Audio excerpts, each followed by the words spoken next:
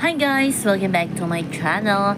So, usapang Claudine Barreto pa din tayo ngayon guys. Nahalata nyo ba kung gaano kapayat ngayon si Claudine? Pero matagal na natin yan wini-wish na sana pumayat dati si Claudine kasi sobrang taba niya.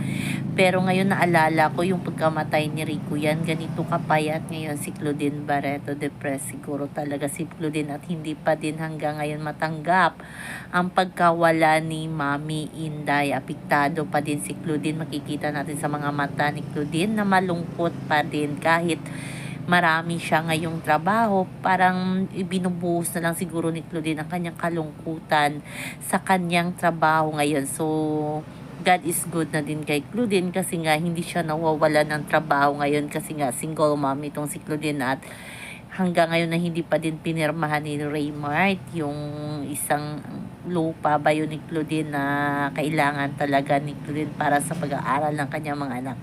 Yun ang reason nga, 'di ba, kung bakit nagpa-interview si Mami Inday kay OG Diaz bago siya nawala sa mundo. At ito na nga, sabi ni Christopher Min, inahihantay na lang daw ni Raymart na ma-annul ang kasal nilang dalawa ni Claudine para magpakasal sila ni Judith Santa Maria kasi naka-ready na daw ang lahat.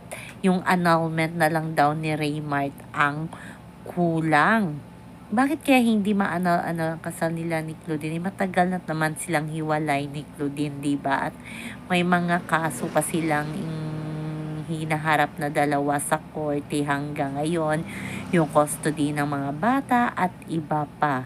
So, parang nakakaawa na talaga si Claudine kasi parang mas kinakampihan daw ngayon ni Marjorie itong si Raymart at si Judy Santa Maria kasi noon pa man, diba, sinabi na din ni Marjorie na yung pag-interview kay Mami Inday ay false daw yun or fake news or hindi totoo about kay Raymart Santiago. So, nagawang sinungaling pa doon ni Mami Inday.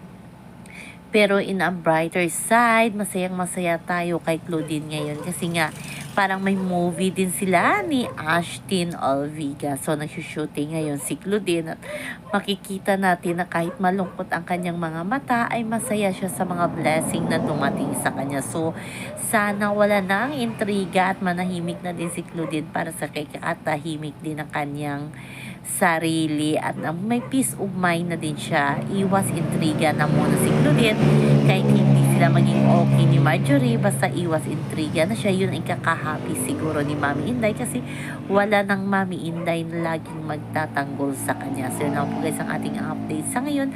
Hanggang sa muli, bye bye. Always remember, wag po tayo magpaka-stress.